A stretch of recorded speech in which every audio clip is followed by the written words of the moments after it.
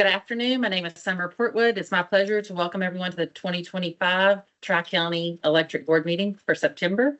We're thankful for those that are watching and that are keeping current with the cooperative's progress. Today is Thursday, September 4th. It's 4 p.m. and we'll get started with the consent agenda.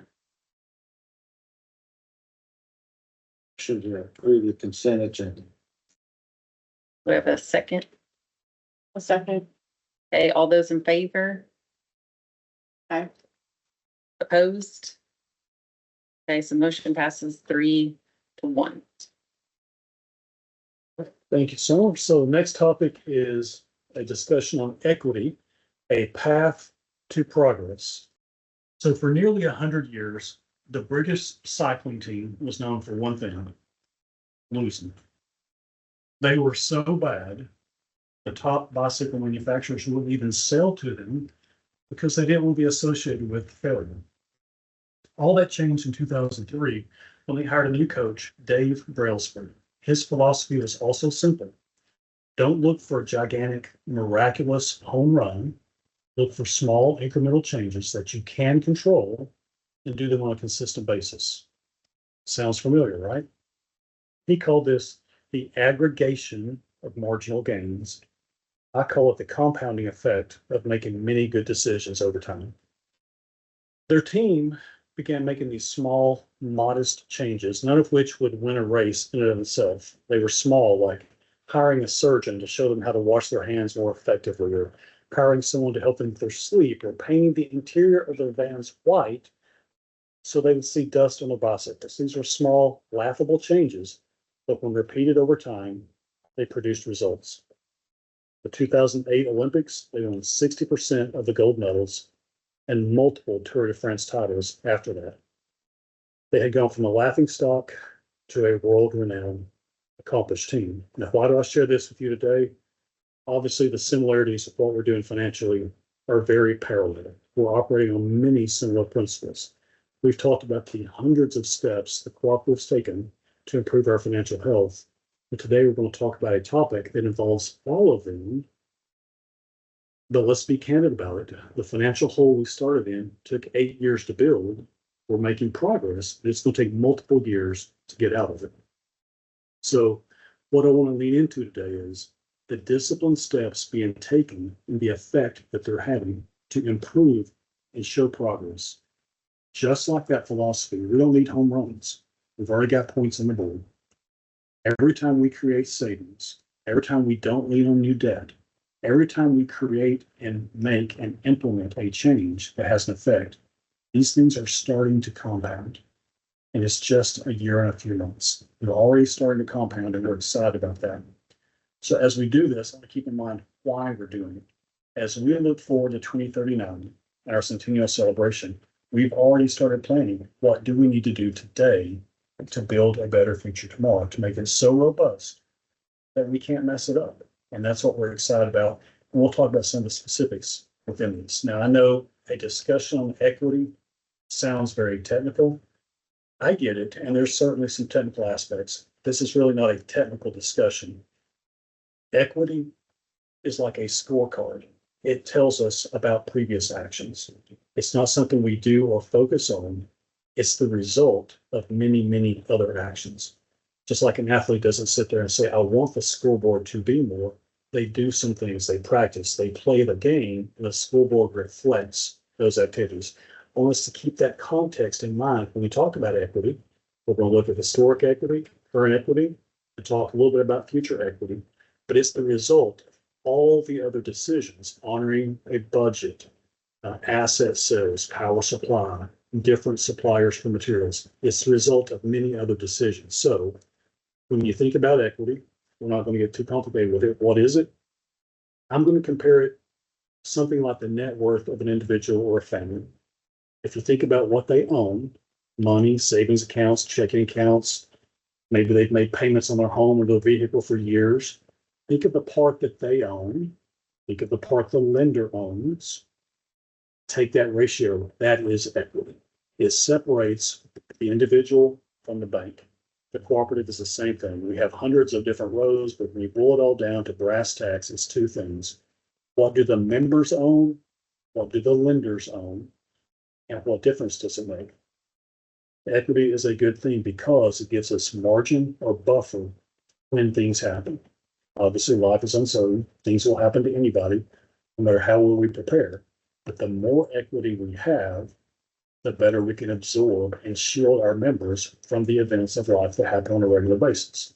So just like an individual, if they are maxed out on their credit cards, if they borrowed from all their family, all their friends, if they're living paycheck to paycheck because of poor spending habits, if a bad thing happens to them, financially it can be catastrophic. Same thing in business. If we run that to many examples and add zeros to the numbers, the same thing here. So we want to build margin. We want to build equity to absorb those things that will happen in that uncertainty. It's important. We'll talk about that. Why it matters. I'm going to focus on 3 reasons. I've hinted at one of them. The first reason is really long. Second, third are really brief. If you think about an investor-owned utility or a publicly traded stock or anything like that, and I know we're not that, but think with me for a minute. Return on equity is one of the key metrics that you might look at to consider how well is this company being governed or run or managed. It gives you an idea of historically, it's rear looking, it's a lagging metric. Historically, how those financial decisions looked, and has it grown or has it not? Think about equity that's growing or positive. It says something good. It's not a complete picture, but it says something good. If equity is negative or declining, it says something bad. Again, it's not a complete picture, but it's an important piece of the equation. So in the private world, you use equity and metrics like that to go, how well have things been going? What does that mean? How trustworthy is that organization with the funds that have been entrusted to them? Now, obviously, we're cooperative. We operate at cost for the members. We don't have stockholders, so we can honor the lowest possible price, but we still have that equity component that we owe the members. So there's still a sense of loyalty and duty there, just not to shareholders, it's to members. It's focusing on the part that they own and how to maximize that while also honoring the obligations to the lenders. It tells us a lot about how we are doing the mission statement. So if you think about the principles in return on equity and equity management, the principles apply, even if the semantics are different. So I told you the first part was lengthy. It was. The second reason why it matters, our lenders track it.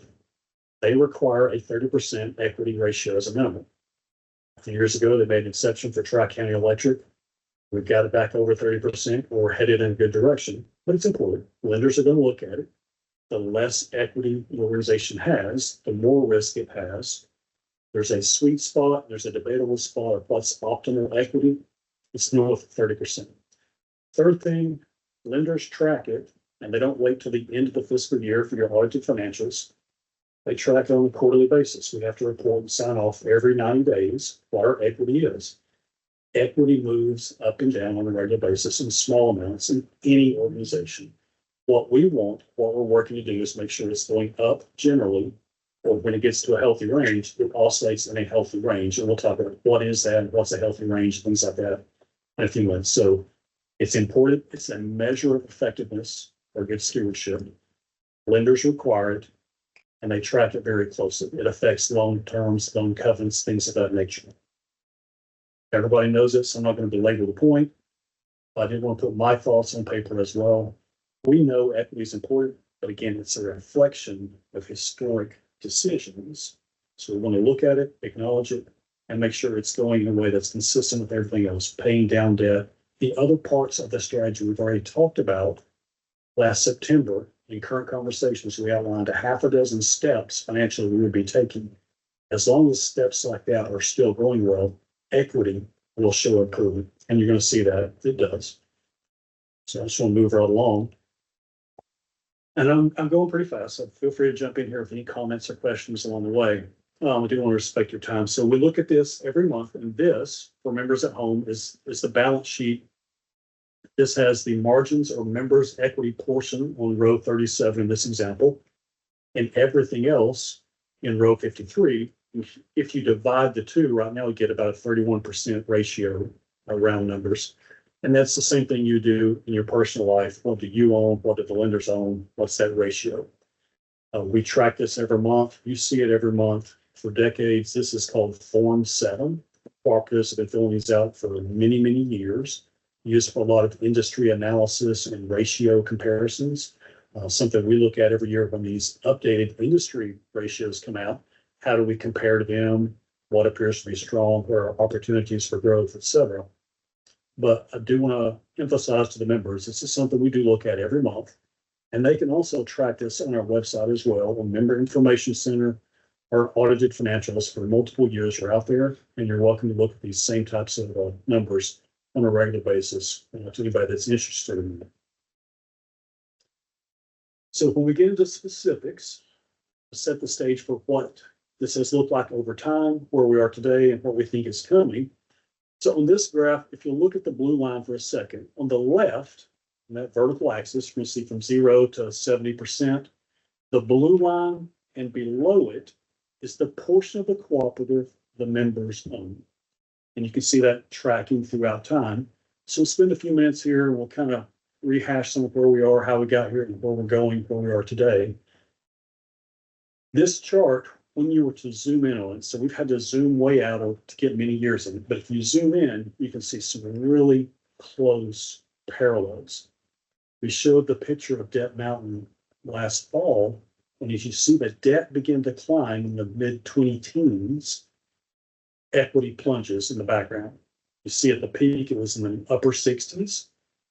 As that debt climbed, think about it as the 54 million of cash reserve was burned in 2017, 2018, as long-term debt was taking on in large amounts, as the line of credit was established in 2020, as the PCRF absorbed more than it expended over a number of years, you saw the effect of the debt balloon and equity plunge.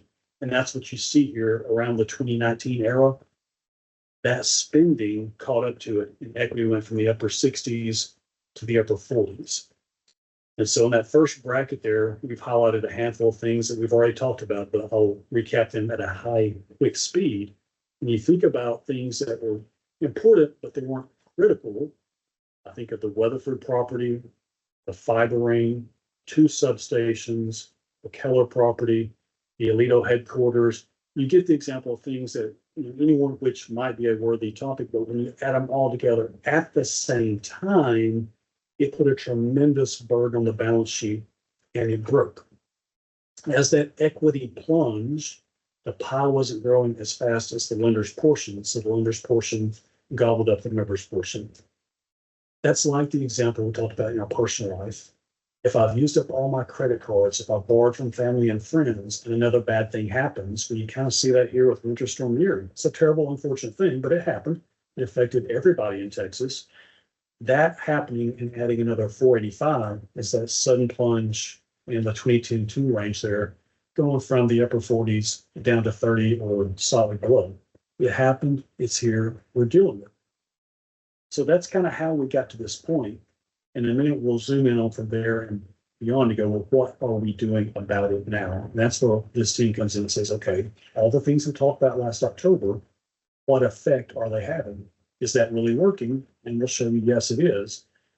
So we'll point out the absolute lowest point on the graph. If you go back to all your Form 7s on a monthly basis over that 8-year period or whatever it is March 2024. So let's zoom in on there. And part of that discussion will kind of help us see the monthly oscillations that will occur, but what we want them to look like in the future and what we are doing to make that happen is going to be really important to us, the members. So it's the same picture. I've just zoomed in here.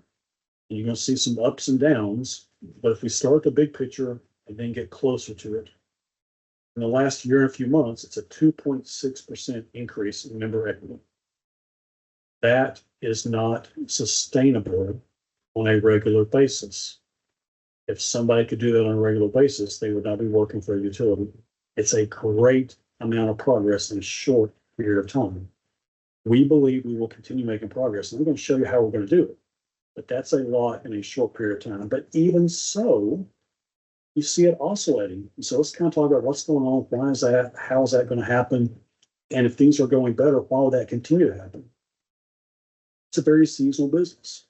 If you think about most of the kilowatt hours we sell, they're in the summer and in the winter. There's a spring and a fall called the shoulder seasons. So you're going to have natural oscillation just from that on a regular basis. If you're not growing, if you are growing, you're still going to have oscillation just from that. In particular, right here, there's some other things going on in the background that won't be the case in years future. In 2024, even though we stopped doing subsidies for residential meters and for developers, there were a lot of quotes that were already made that we honored. So as you see this kind of coming down in the fall, there's a lot of construction going on to close that off. Also, in October of 2024, we had a $50 million note that came due. Remember the first of the Winter Storm Uri notes, tranche number 1, that was due. And so we had to work to get that financed and start paying principal on it. Then there's another $100 million coming due this October, but right there in the fall, you got that $50 million coming due. A lot of that residential aid to construction subsidies were beginning to wear out. There were weeks or a month or so there where those deals are being honored, but no new ones are being offered. And so you can see that climb, a slight dip there. Those are the types of things going on there. But then from there out, you see the residential subsidies wear out and start to see it impact the rest of the calendar year for 2025. That 2.6% growth, we stopped this in July for a couple of reasons. One, this is the latest data we had at the time the chart was constructed last week. Two, that 2.6% was about 1 penny. It was without 1 penny of asset sales. Asset sales are one of the 7 parts outlined in the September and October current conversations last fall. There's not 1 penny of asset sales in there. That's just this team doing many, many steps in many departments for 15 months, repeating those processes over and over. And that's what excites us as a management team going, there's a lot of things we can repeat here. There wasn't one home run in there. There was a lot of nice base hits, maybe a few doubles, but there was no miraculous home run. We didn't create a new invention that changed the world. This was just a whole bunch of good decisions compounding over 15, 16 months. So from that perspective, it is truly a team result. There's roughly 40 managers in Tri-County Electric, roughly 40 teams, 40 departments. Some of those are duplicate in different locations, but you get the idea. All of them contributed something to this. And so I don't want to go on and acknowledge that somebody had a great idea. This is just a lot of good ideas. Some pretty good ones, but a lot of good ones. So as those 7 steps we outlined last fall are repeated and emphasized and leaned into, these are the results. There wasn't a day in the past year we came in and started the day and said, hey, I want to grow equity. There were many days we came in and said, hey, let's look at the budget. Let's look at what's coming up. Let's look at ways we can go to a more economical supplier. All the other things you already know about produce that 2.6% gain. So that's what we're most proud of, is it's a team effort from that perspective. But every organization has a successful and a clear compass or a sense of direction, if you will. Ours is very simple.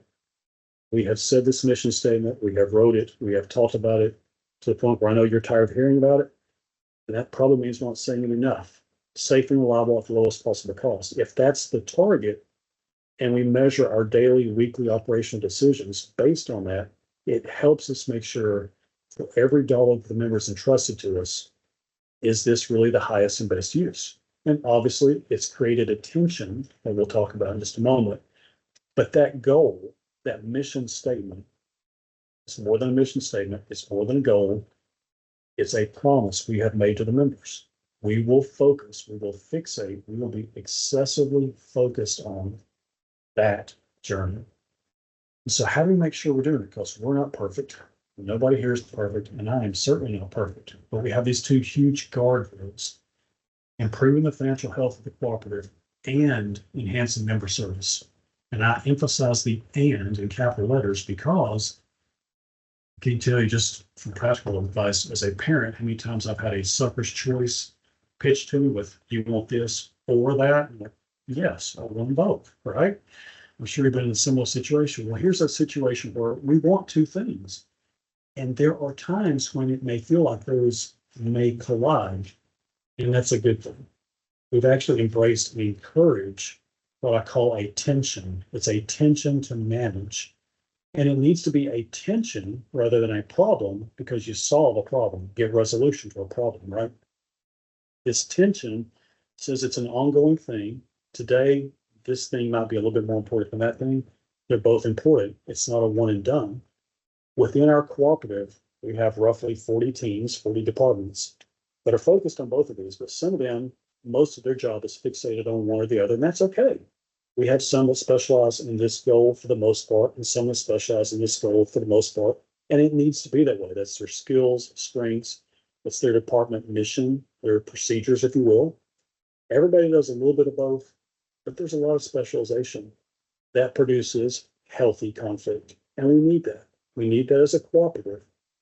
And the reason we need that, just give you practical examples, within our industry or outside of our industry, within our industry, I've seen many cooperatives do really well at one of those and not even average at the other.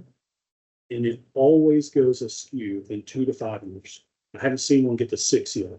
Within 2 to 5 years, it goes askew. I'll give you an example. You can want to do all the things you can to enhance member service.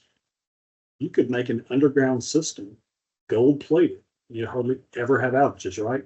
But the cost would be so astronomical, no one could afford it, and vice versa. You could improve the financial health of the cooperative to such an extreme that nobody would want to support it or be a part of it, right? You could take either one of these to an extreme without the other, have a bad outcome. If you're not improving both on a regular basis, no organization will be successful. And so for us, it's and, not or. And that means we have a whole lot of what I call crucial conversations where we talk about the goal and the why. And we're having tough conversations that might not be historically comfortable, but it paints the picture of our future. And so what encourages us after those conversations, because they can get pretty passionate. I talked about leaders have a competitive spirit and they have compassion. We have a lot of competitive spirit in these conversations, but we end it with compassion because we know if we're doing these things, we won't repeat mistakes of the past. Not that we will be perfect, but these are really good guardrails when we talk about our investments. Should we be doing this investment or this project? This is the guardrail that will keep us from making the same mistakes again and again. Okay. Again, we're not claiming perfection, but we are demanding progress. And I think that's a distinction we want to be sure to focus on.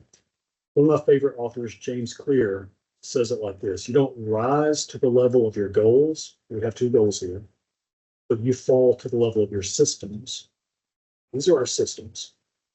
So if it's not going well, we're not doing these things well. It gives us something very specific and quick to identify and start fixing. So that's what you've seen with all these financial steps we've taken. That's what produced the 2.6% equity increase in just over a year. I can't tell you how the next 1 or 2% will be produced, but I can tell you with a high degree of confidence on camera, I don't mind being held accountable. Equity will grow.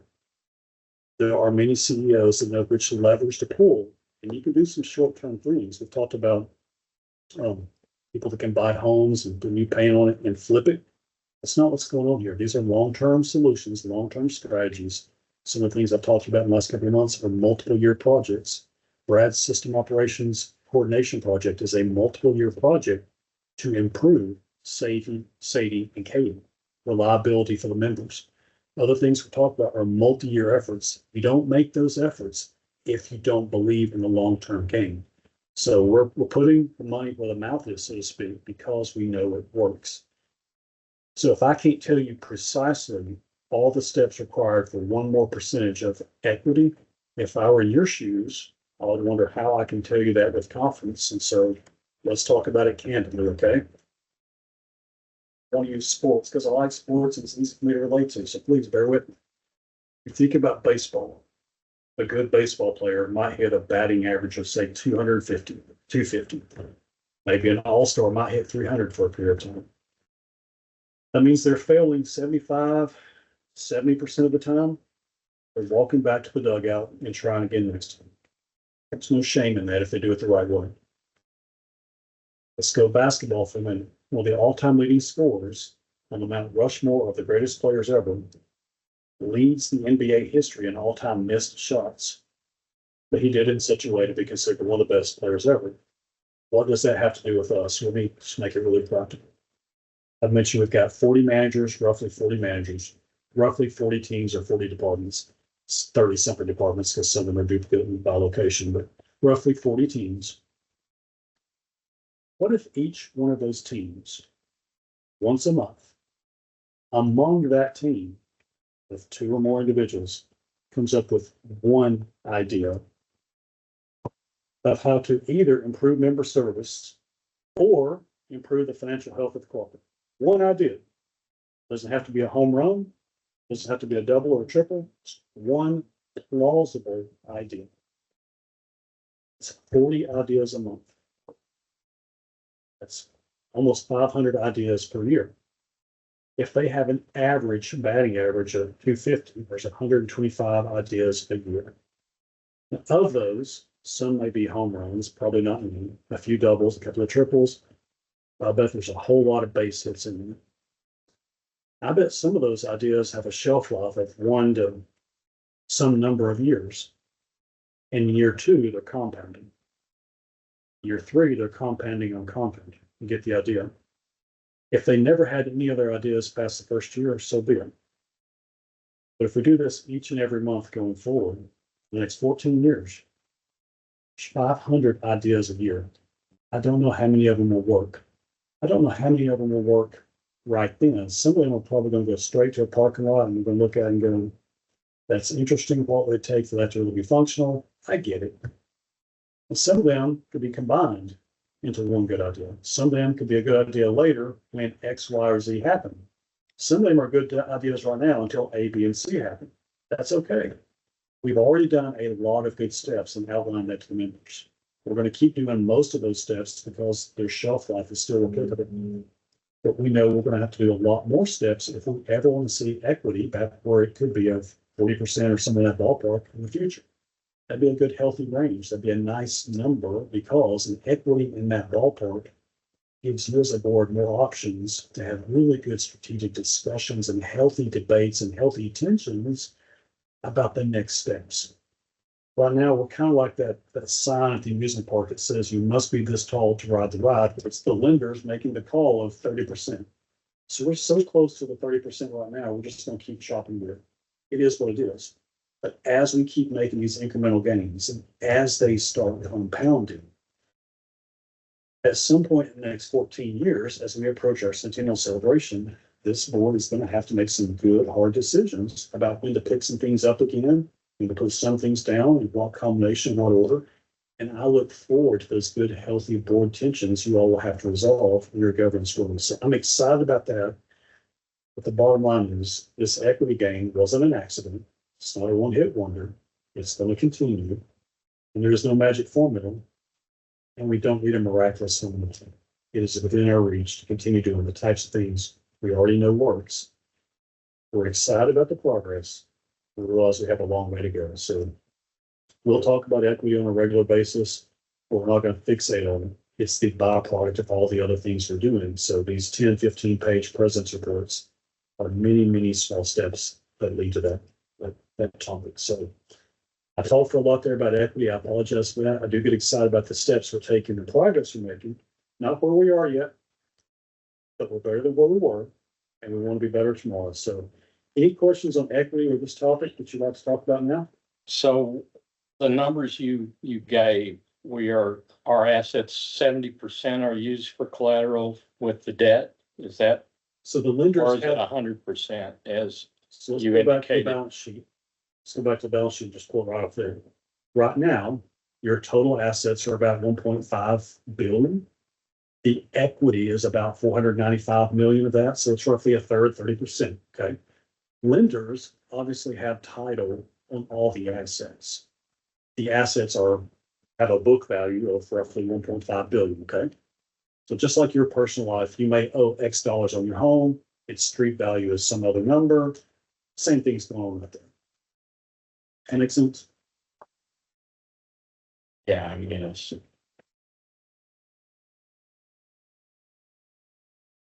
But you're saying 100% of our assets are collateralized for debt. The lenders have a lien on the system. Okay, Yes, they take the entire system. And so doesn't sound like that good a deal on our part. they take the risk and you're getting a really advantageous lending rate. So yeah. It's the benefit of improving equity. So unless you have any other questions, I'm happy to give the floor back to you for the next agenda topic. Okay, cybersecurity training. We'll take a quick pause for a training moment. Okay, item number 5 on the agenda, lines of credit reduction and interest savings. Thank you, Summer. So as you're aware, we intervened in the spring of last year. And we did some things well, and we did some things that we, in hindsight, would like to do better. We did step in and stop the financial bleeding. And over the past year and a few months, we've communicated pretty clearly about the compounding effect of future interest expense savings. I think we did a good job of communicating on that, or adequate job. But what I probably didn't do as good a job on, and this is on me, not the team, was communicating how much bleeding had occurred on some of those previously compounding topics. So what we want to talk about today is an update on the line of credit, which we have a real-time update on something today. I'm going to go over a couple of things that recently moved, 3 things that are on the table, and a couple more that are coming, and kind of tie all that together and hopefully give you some encouraging news to start your weekend with. If you think back to like the 2018 time period, the Alito building, the headquarters purchase, that was right on the heels of burning through the cash reserves. So as you talk about the long-term debt and line of credit, really around that time period, the balance on the lines of credit began to balloon. And so the assets we're talking about, I'm going to show you today, whether it was directly or indirectly, they were funded by that line of credit. So we're going to be candid and transparent about that. But has previously been shared, we're looking at over 67 million more of progress this year on the lines of credit. And so we're going to show you some more details on that today and continue updating that periodically as we go. It won't be every month, but periodically as we go. So recently our auditors asked us about the lines of credit. What's your plan 2025? And we showed them the same thing you've been seeing. Asset sales is one of the 7 parts of that plan. So we shared with them what's under contract and what recently sold. And so we'll kind of get right into them. These 2 assets closed in August of this year. It's close to $10 million. You're previously notified of that. What I will point out is the cost of ownership of those is more than maybe I'd initially understood or initially done a good job communicating. Now, when you take the price of these and what was paid, there's a good bit of interest paid over time, not property taxes, not cost of ownership, not increased property insurance, just the interest to carry these properties has been significant. Between these 2 assets are here, we're talking around 1.6 million in interest paid just to hold those assets for a few years. The warehouse was about 180,000 in interest just to hold that asset. So the bleeding has stopped, which means we're not paying that interest going forward. That compounds going forward, and we're immediately down $10 million on line of credit in August for that. Going forward, that's $10 million. So at 7%, there's $700,000 a year of interest expense savings that's compounding going forward, starting in September every year going forward. So that's the encouraging part. Obviously, that can fluctuate with whatever real-time interest rates are into the future, but that's what has recently completed is these 2 assets. What's currently under contract, and the first one of these 3 just closed last night and this morning, is these 3 assets. We've talked a lot about them, so I'm not going to rehash all of that. But what I will do is just talk about the interest to hold these 3 assets over the past 2 to 3 years, respectively. In this order, it's $1,625,000 and $5.5 million, respectively, to hold these 3 assets for the past 2 to 3 years. There's nothing we can do about the past. We acknowledge that. We're being very transparent about it. We're being very transparent about the 7-point plan, including asset sales, one of those 7 points. So when you add these 3 things together, there's $9 million of total interest to temporarily hold these 5 assets that we just talked about, these 3 of the previous 2. That 9 does not include property taxes, additional property insurance and other expenses and maintenance and things of that nature. It's just the expense to the lenders. So take all these five things together. What does it mean? There's 57 million that's going to come off the line of credit this calendar year. That translates into $4 million of interest savings, interest expense savings from those three assets. And just looked at just those three is 57. That's a $4 million savings. It's another step forward. It's not where we want to be, but it's another step forward. As the team continues to make additional steps forward, we're celebrating small milestones on a regular basis, and that's encouraging. Do you know what the additional cost for Tri-County for not having those substations per year? So we're still going to get service from the substations. Sure. We're served by about 50-ish, that's a round number, substations. These were the first or only two that Tri-County decided to build. So selling these back to the transmission provider, because that's not in our core business, it is not a distribution cooperative business, gets this off your line of credit. So it's not a matter of, is this cheaper to build or to I'm buy? talking about what additional costs will incur not having the substations. And I'm trying to say, we're going to continue to have the substations. One of them's already energized, the other will be very soon. So those substations didn't save us any money. I don't think it's about saving money. Let me go back, and I apologize. A lot of this was. And are those the only substations Let me we own? finish. So I didn't probably do as good a job once you came on the board, because we talked a lot about these last year. So when a distribution co-op needs a substation, they go to the transmission provider builds it. So of the roughly 50, and that's a round number, 48 of them are under the existing 45-year transmission agreement. These two are now going to be under that same agreement. Okay. So it was never that they weren't going to be there. The question was the cost of ownership and who's best positioned to fund that. So obviously with our equity, with the mountain of debt, it made a lot more sense for the transmission provider who has over 400 substations to maintain. They have economies of scale. So it was just a business decision of what's the best funding mechanism.